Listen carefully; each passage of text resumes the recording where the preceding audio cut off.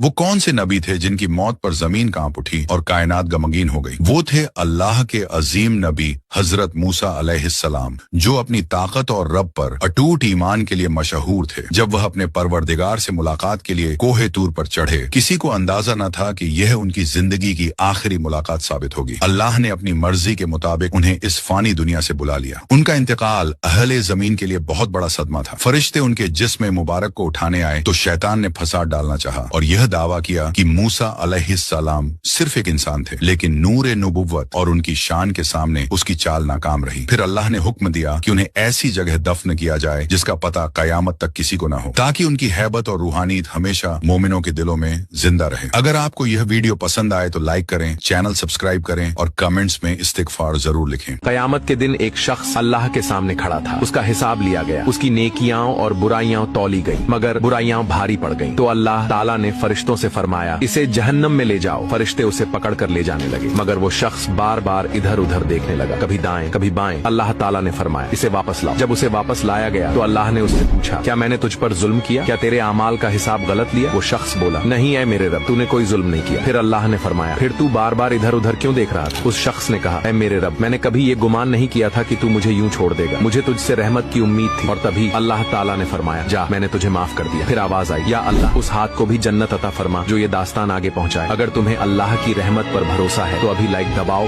और कमेंट।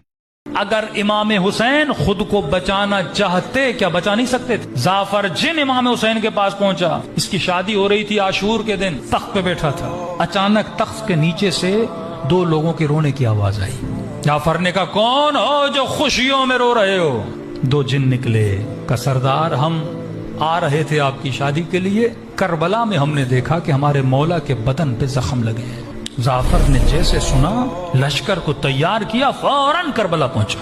कहते जब करबला पहुंचा तो जाफर कहते 4 फरसख तक अंबिया, मलाइक, अजिन्ना, वो मखलूक जो नजर आपको नहीं आती वो खड़े थे।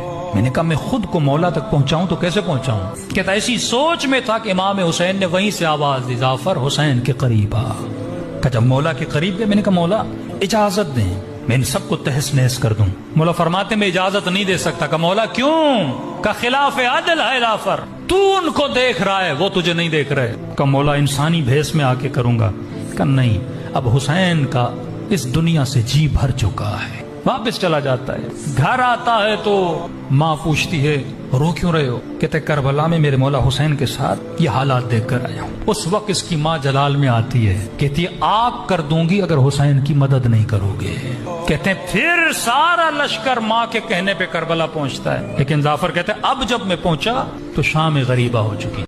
एक ऐसी दीवार जो लोहे और तांबे से बनी है, जिसके पीछे एक खौफनाक मखलूक कैद है और वो हर रोज उसे चाट कर खत्म करने की कोशिश करती है। हजरत जुल्करनैन एक आदिल और नेक बादशाह थे, जिन्हें अल्लाह ने जमीन पर बहुत ताकत अता की थी। अपने एक सफर के दौरान उनका गुजर 2 पहाड़ों के दरमियान आबाद एक ऐसी कौम के पास से हुआ जो याजूज और माजूज के फितना और तबाही से सख्त परेशान थी। ये मखलूक हद से ज्यादा ताकतवर और फितना परवर थी, जो इंसानी बस्तियों को कर देती थी। हजरत जुल्करनैन ने उनकी मदद का फैसला किया और 2 पहाड़ों के दरमियानी दर्रे को बंद करने के लिए एक अजीमुश्शान दीवार तामीर की। ये कोई आम दीवार न थी, बल्कि उसे लोहे के बड़े टुकड़ों और पिघले हुए तांबे से तैयार किया गया था, ताकि वो नाकाबिले तस्खीर बन जाए। ये मखलूक इतनी ज्यादा तादाद में है कि जब आखिरी जमाने में ये बाहर निकलेगी तो समंदरों और दरियाओं का सारा पानी पी जाएगी। रिवायत है कि ये मखलूक हर रोज इस दीवार को खोदती और चाटती है, और जब थोड़ा सा हिस्सा बाकी रह जाता है तो थक कर ये कहते हैं कि बाकी कल खोदेंगे। मगर जब वो अगले दिन आते हैं तो अल्लाह इस दीवार को पहले से भी ज्यादा मजबूत और असली हालत में कर देता है। ये सिलसिला सदियों से जारी है और तब तक जारी रहेगा जब तक अल्लाह का हुक्म नहीं आ जाता। सिर्फ उस दिन ये दीवार टूटेगी जब उनका सरदार कहेगा, इंशाअल्लाह अगर अल्लाह ने चाहा तो हम उसे कल खत्म कर देंगे। अल्लाह के नाम की बरकत से अगले दिन दीवार वैसी ही मिलेगी जहाँ उन्होंने छोड़ी होगी, और वो उसे तोड़कर पूरी दुनिया में फैल जाएंगे।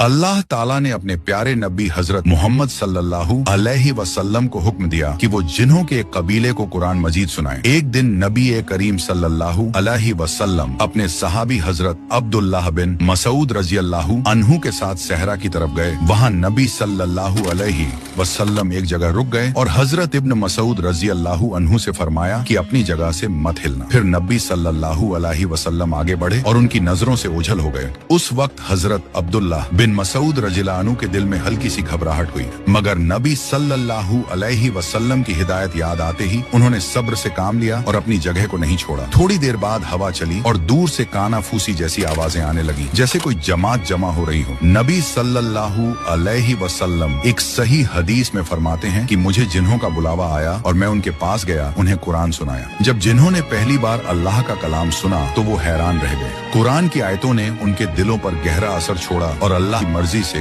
वो सब ईमान ले आए और इस्लाम कबूल कर लिया। उन्होंने फैसला किया कि वो अपनी कौम में जाकर इस्लाम की दावत देंगे। जब वो लौटे तो बोले, ऐ हमारी कौम, हमने एक किताब सुनी है जो मूसा अलैहिस्सलाम के बाद उतारी गई है, जो अपने से पहले की किताबों की तस्दीक करती है और सच्चाई की राह दिखाती है। उनकी दावत पर हजारों जिन्न मुसलमान हो गए और सबसे पहला कबीला जिसने इस्लाम कबूल किया वो था जिन्न नसीबीन। उसी रात जिन्हों और इंसानों के दरमियान दावत इस्लाम का नया सफर शुरू हुआ और अल्लाह के हुक्म से जिन्हों की दुनिया में भी इस्लाम का नूर फैल गया। या अल्लाह हमें इस्लाम की नेमत पर